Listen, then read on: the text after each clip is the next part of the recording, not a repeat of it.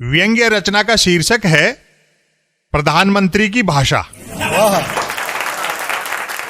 प्रधानमंत्री की भाषा सुनकर कहा जा सकता है कि वह ज्ञान के आदान प्रदान के लिए पूरी तरह व्हाट्सएप और वीर रस के कवियों पर निर्भर हो चुके हैं।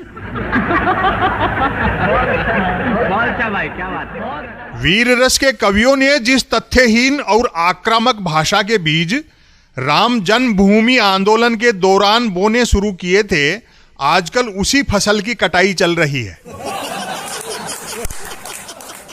हाल में प्रधानमंत्री ने उत्तर प्रदेश में एक चुनावी सभा में समाजवादी पार्टी पर उसके चुनाव चिन्ह के बहाने यह कहकर हमला बोला कि एक समय अहमदाबाद में किए गए सीरियल ब्लास्ट के लिए साइकिलें ही इस्तेमाल क्यों की गईं। लगता है उत्तर प्रदेश विधानसभा चुनाव में हैंडपंप दबाव में नहीं आया तो साइकिल की घंटी भी खतरे की घंटी लगने लगी है।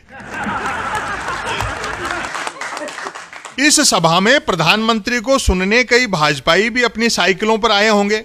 पता नहीं अपने सर्वोच्च नेता के कमल मुख से ऐसा धमाकेदार भाषण सुनने के बाद वे अपनी साइकिलें लेकर गए या सभा स्थल ही पर छोड़ भागे। यूपीए सरकार के दौरान पेट्रोल की बढ़ी कीमतों के विरोध स्वरूप कई भाजपा सांसदों के साइकिलों से संसद जाने का अभिनय दुनिया ने देखा था। अपने मुखिया की बात सुनकर उनकी साइकिलों की तो चेनें ही उतर गई होंगी। साइकिलों पर सवार होकर विद्यार्थी स्कूल जाते हैं और श्रमिक काम पर।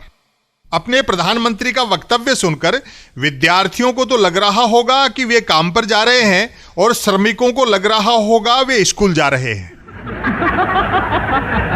वाह मोदी जी वाह, चुनावों से चले थे और चुनाव चिन्हों पर उतर आए।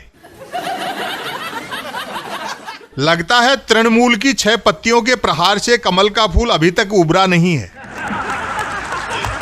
वाजपेयी युगीन भले भाजपाई तक चर्चा करने लगे हैं कि प्रधानमंत्री चुनाव चिन्हों के यूं ही आएं बाएं अर्थ निकालेंगे तो पार्टी को भारी घाटा उठाना पड़ेगा, क्योंकि बात निकलेगी तो दूर तलक जाएगी।